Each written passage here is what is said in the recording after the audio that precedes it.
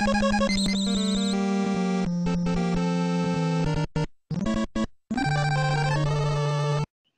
and welcome to another special one-shot for the Comic Station.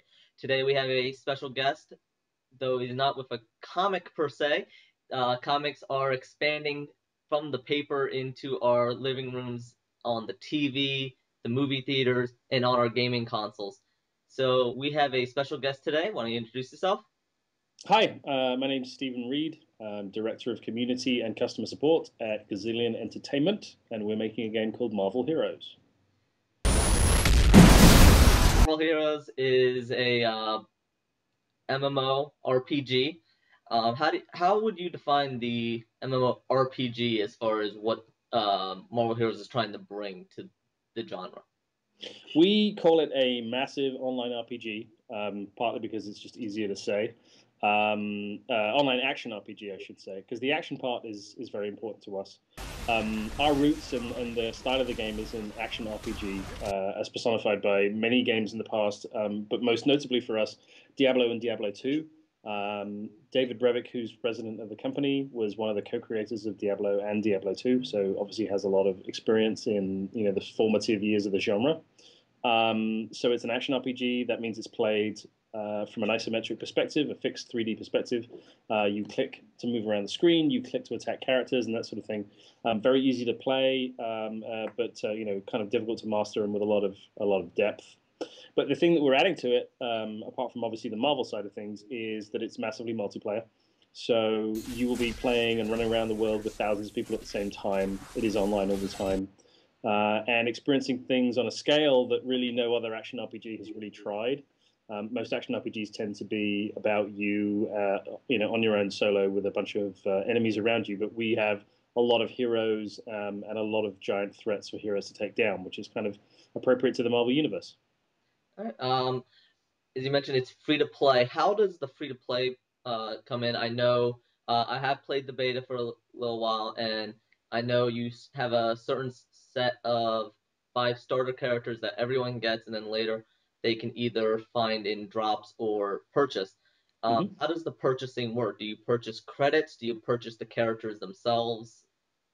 You do purchase something that we're calling G's, which is our in-game currency. You purchase that with real money, and then you can use G's to buy heroes. You can buy costumes. You can also buy a variety of consumable items, or as you say, you can just play and get them as random drops. There's 5 starter heroes, which are Storm, Scarlet Witch, Thing.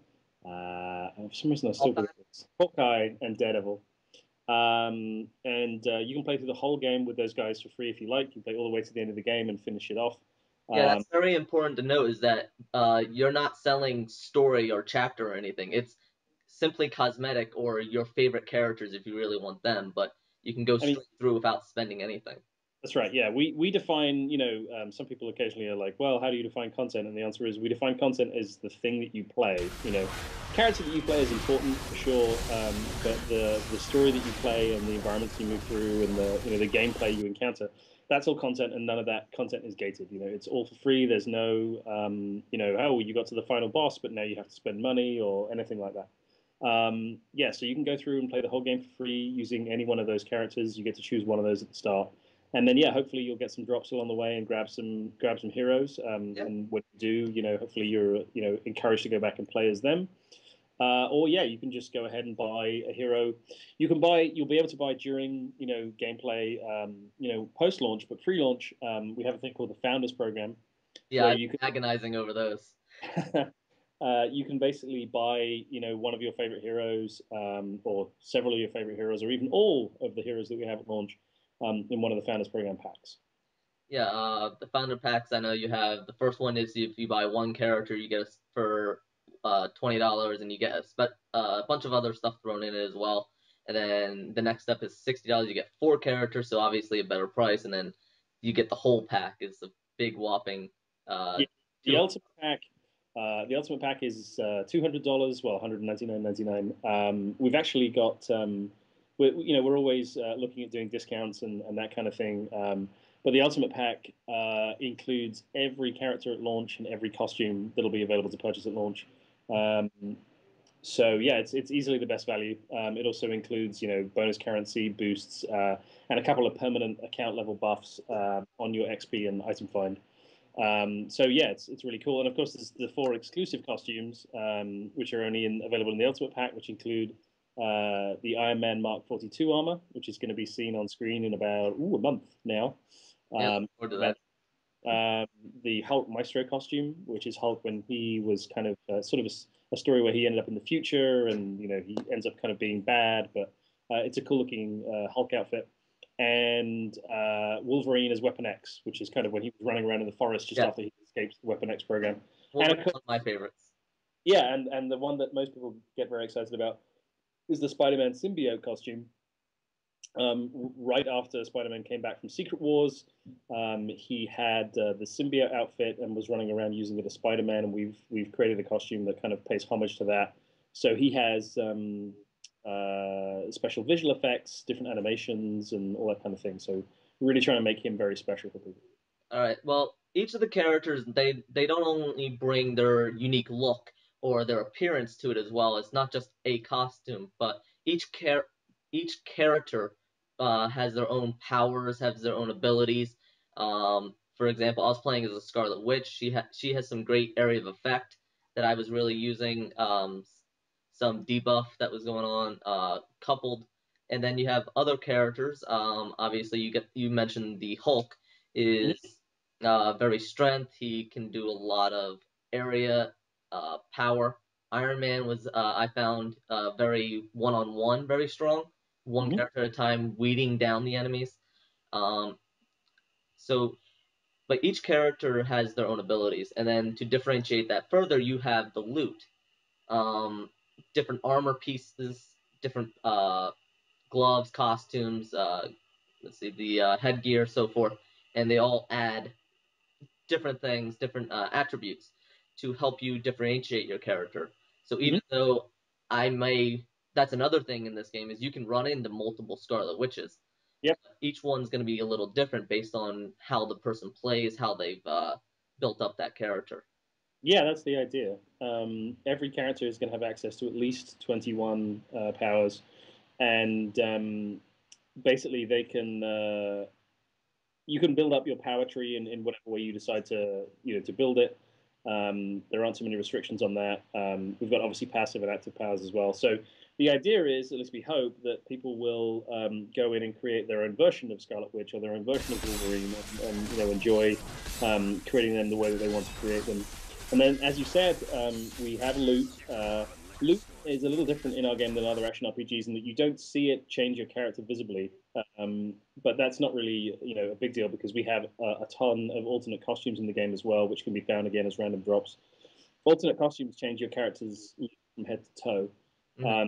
Loot is basically stat only, but loot can really change the way that your character plays in a variety of ways. Many pieces of loot will grant powers or bonus to your powers, ranks in certain powers, and then we have all kinds of affixes. We have damage reflection and freezing and damage over time, and health grants and health regeneration, movement speed, attack speed. There's a pieces of loot, and then the loot is unsurprisingly green, blue, purple. Sorry, yes, no, that's right. Yeah, and then up to like orange, and uh, Yeah, it's orange, which is really easy to tell as soon as it drops. Do you want to pick that up? Like yeah, yeah, after a while, when my inventory was getting full, and you do have an inventory based on slots, not on size or weight or anything, and uh, so once I started getting full, I started only picking up green and above and so forth. So yeah. But we have some systems in place for like using that loot as well. For example, we have crafting, and we have gear and armor vendors that you can donate your unused gear to. It gains them experience, and then they level up in power so that they give you better stuff. Or in the yeah, case I wanted to point that out because I thought that was a really well way of balancing and a little give and take because like you said, you can change it in and you can either cash it in for cash to help you buy new armor pieces from these vendors, or you can give it to them to build up their experience, which would let them sell you later better material as well, better armor. So Mhm. it's kind of I don't want to say catch 22, but a kind of balancing act here is Do you want to give them a whole bunch of loot and depend on drops in the sake of leveling them up so that you can buy better stuff later, or do you want to just get a lot of gold now and be able to buy stuff and everything right then? Yeah, I think most people end up doing a balance. Like Mm. you need credits for some things, so sometimes you have to sell that stuff, and then other times you want to get the XP. But the lure of getting better loot and getting better crafting recipes is often pretty strong. So I find myself donating a lot of stuff, but it does mean that what you were saying of like, oh, I'm just going to leave these grays on the ground. They all have some value. Yeah, So you kind of want to get everything and then take it all back to town and deal with it there. So yeah, there's a lot of choices that you've got to make, as you're playing, which makes it interesting. That's what action RPGs are about, choices and making meaningful choices. yeah, But the other thing I was going to say was that yeah, every character is designed to sort of play differently, and what we try and do is make sure that you really feel like you're playing those Marvel characters. Important to us, and that's really a big deal. And making it as authentically Marvel as possible has been a big. yeah. Um, One of the things I wanted to ask is how does because you have so many players, massive multiplayer online usually have what are I believe are called shards. Um, are they based on server location? Um, how many players can be on a shard or anything at a time? We're still testing that to a certain degree because we're still doing closed beta testing. It's going to be thousands of players. The funny thing is the way that we do it, and again, we're not at final configuration yet. But our plan is that actually you won't see a big list of different shards. We will make intelligent decisions based on things like who is on your friends list, or where are your guild members and that sort of thing, and then we'll place you on those shards automatically. The majority of the game is played in these large open spaces, what we call combat zones, where sort of dozens and dozens of people can be at the same time. However, obviously, dozens and dozens of people is not the server, so we instance those zones. And then what happens is when you go in and you join a party with other people, you team up together, you'll end up opening a portal and going to that person. So you'll end up in the same space together. So the game is sort of intelligent on that. But from our point of view, in terms of which server you're going to be on, um, it shouldn't really make a difference. Like you shouldn't really see anything from the point of view of your server select and that sort of thing. That's just kind of the way that we built it. Yeah, speaking of this, what do you call them? The the locations that you start out with. You have locations where everyone's kind of together and joined, and then you have more, I guess, storyline based locations where you kind of go off a little bit more by yourself. So you can play this if you want to. You can really play it through fairly single player if you want to. Besides those locations, you can kind of go on and get to the storyline. But I really like that in the player area that you have these. Not only is it kind of randomly generating, so every time you come in and you say you go back and you play as another character, it changes a little bit. But you have these mini missions, kind of side quests, where, for example, Hell's Kitchen, you've announced was out there, and that's where I've been spending most of my time in the beta. Like something will happen, and the muggers are attacking, say, the police station, and then you go help out the police station, and then arsonists are attacking in this other area, and you go help them there. Um, I'm usually not a multiplayer MMO player, but I Mm-hmm. really, really like those. That got a lot of, say, for the police station again. At one point, there was like five of us helping out the police, and I was Scarlet Witch, so I was debuffing the enemies while taking sure that the guys didn't get surrounded, and really uh, fostered teamwork, even though we just kind of came together, did that mission, and then separated again. Yeah, yeah. I mean, we deliberately designed those public combat zones to have a lot of points of interest. So what you're talking about there with the police and everything else is what we call discovery. Discoveries are basically missions, little missions that you find, and they can be as small as like literally like two mobs. Uh, in some cases, a lot of times we put discoveries like inside instances, and they might be if you stop and wait for a second, you might see a little funny little exchange of dialogue or something. It gives you a little bit of insight into the story or into the game world. And then when you take those guys out, you'll get a little message like, I don't know, plans thwarted, and it'll say like plus, 50 XP or whatever. So you get a little bonus experience, and those kind of things happen. That's on the very small scale. On the larger scale of the public combat zones, an example as you gave there with Hell's Kitchen, we have a discovery where you have to basically stop police at a barricade being attacked by a group of thugs. And then what happens is that event, when it happens, you get a little counter going on there. And I think in this case, you've got to defeat 40 different thugs. And that's easily done by a player over, a few minutes of work. But if there's a group of you running around or there's a bunch of people coming through randomly, everybody gets to contribute to that.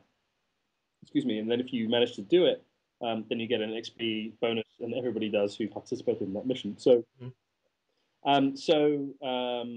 Yeah, it's a lot of fun and keeps you engaged as you're running around in the zone. As you say, the public combat zones are randomized. So you do find that as you go in again later on, it's changed, it's random, and you'll find that things aren't necessarily in the same space you expect. So things move around, and entrances and exits can move. And the other thing that we do, which you may or may not have seen in the beta, is we have these things. We call them treasure rooms. We might need to come up with a better name, but essentially, they're Oh, that little. makes sense. I found two of them off on the sides. Yeah, and they do have treasure in them. But these are little kind of tiny instances that are things like they're thematically appropriate to the zone, right? So like in Hell's Kitchen, there's a grocery store, and you go in there and it's being held up by the Magia, who are sort of extorting these guys. So you'll take out a few of their thugs and you rescue some people, and then you'll also maybe take out some of our elite mobs who are a little bit harder to beat, Hmm. and you get a little treasure reward at the end of it, and that's instance for you. So yeah, you can go in and solo that, or you can go in with whoever's in your party. And you can solo the game, but it's going to be pretty tough. We're putting in some of the late stages of content right now, and I think it's safe to say that some of the last bosses and stuff are going to be pretty hard to take down. Yeah, Um, it fosters a lot of teamwork, not just the difficulty, but the situations that you put them in, like the random battles and everything. So yeah, absolutely. Yeah, certainly hope people can get together. That's kind of one of the fun things about Marvel, right? Like, and also the game is like, oh, we could see a team Punisher and Wolverine, Scarlet Witch and Deadpool, whatever you want to do. That's kind of fun. And also, of course, the characters, have voiceover lines and stuff that actually interact with each other, and there's little lines of dialogue and snippets that they say to each other. So you get a nice, cool Marvel feel when you're doing it, which is neat. yeah, you did a lot of not just on the characters, but as you said, the character lines, a lot of the locations, Hell's Kitchen, obviously, Daredevil and everything, New York. You have the home bases, well, really Stark Towers, the Avengers. You have a lot of care about not just characters that you can play, but some of the NPCs. Nick Fury is an NPC, so forth. You get a lot of them on the sides. Some of them may just be there to give you little quips or words about the world, and some of them may be there to give you missions. You obviously have the weapons, you have all the armors. You took a lot of care to put in details that fans will notice. Yeah, yeah. I mean, we're all Marvel fans, and we want to make it as authentically Marvel as we possibly can. So we've got a lot of details in there, a lot of Easter eggs. We're even starting to put in missions now. We haven't really got a name for them yet, but we have some missions that you go and you talk to, NPC heroes and stuff in the world. Like we have one right now where you get to learn a bit about the history of the Avengers from the point of view of the Avengers. You get to talk to Wonder Man. He tells you about how he joined the team. You get to talk to Valkyrie. You get to learn about her interaction with the Avengers and her time in the Defenders and stuff. So there's actually a lot of really cool Marvel lore in there as well, which we're really excited to put in. We've got whatever it is, 50, 60 years of Marvel history to draw on, and we're really happy to do so. As far as we're concerned, everybody's got their favorite period of Marvel history. Everybody's got their favorite characters, their favorite costumes, their favorite villains, and as many of these things as we can game we can, we'll do it. So we're trying to get in as much as we can. Yeah. How did this project start? Did Marvel come to you? Did you go to Marvel? I wasn't with the company when those negotiations happened. I came on board afterwards, but as I understand it, it was simple as yeah, we did approach Marvel and said to them, hey, we're interested in acquiring the license. Marvel's a licensing company and art, and so I guess they were excited and happy with our pitch, and it went from there. All right. Um, as you mentioned before, the president has some background with Diablo, specifically 1 and 2. What, if anything, have you guys been, say, watching some of the competition, say, seeing how online games have been releasing lately? Some do or don'ts, something that you're really paying attention to. Obviously, with the beta, you're working some stuff out as well. I think a lot of people are excited about the stuff that we're excited about. It's like building things on a really large scale, allowing people to play the Marvel heroes. Those things are pretty exciting. And also the sort of the scale and I should say, the breadth of heroes that we've got on offer for everybody as well. So I think that's the kind of stuff that has people excited. We're of course, we watch the competition all the time for obvious reasons. We want to make sure that we have a good experience and we try and learn from other people's mistakes and our own mistakes. I don't think anyone's perfect in this world, and quite frankly, expecting perfection is only going to lead to disappointment. But we're trying our best. So we certainly hope we'll have a decent launch, and we're trying to be very careful in terms of how many people we allow to play the game, in the first few days, and we're trying to make sure that gets gradually ramped up through our early game access program. So yeah, we're pretty hopeful that it'll. Um, I had a personal question with one of the things was when you have the characters, you said you can get into parties and everything. Is there going to be any way to trade, whether it be gear or maybe some of the costumes or characters or anything like that? What can be traded, what can't? I know some of the loot, for example, it gets bound to your Yep. character. So Current thinking on characters and costumes is that they will not be tradable. The reason is because it would encourage too much in the way of kind of account, and it could basically encourage farming. yes, I mean, like gold farming is multiple accounts because it's free. People could just make.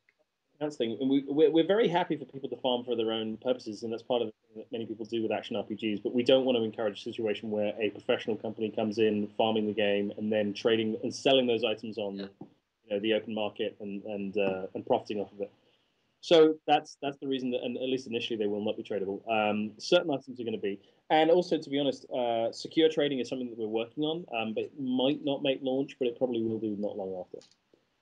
So you'll be able to trade some of your best gear and maybe give it to your guild mates and that kind of thing. But obviously, to make a secure trade system work, there's a lot of work that needs to go into that. There's a lot of ways to break those systems. So we're trying to be careful and making sure that it works well and everyone's happy with it. All right. Well, I've been enjoying the beta. A lot of people online, people I've been playing with, have a lot of good discussion going on, so I've enjoyed it. One thing, it's coming out obviously for PC. Is what kind of platforms are you looking at? Where are you looking to say? I know you have it on MarvelHeroes.com, but is it going to come on Steam? Any of those kind of platforms? We are looking very carefully at Steam. I haven't got an announcement on that yet, but you never know. We'll let you know as and when that comes around. We are looking to do a Mac version after we launch the PC. Basically, going to build that as soon as the PC version is out, and that's it right now. No current plans for console. The console version of the game would be a pretty radically different proposition. If you've seen any other coverage of other famous action RPGs recently who may have potentially moved to console, you'll see how much different the game becomes, when it's on console. So that's something we're not looking at. But who knows for the future? But Mac is the primary. All right.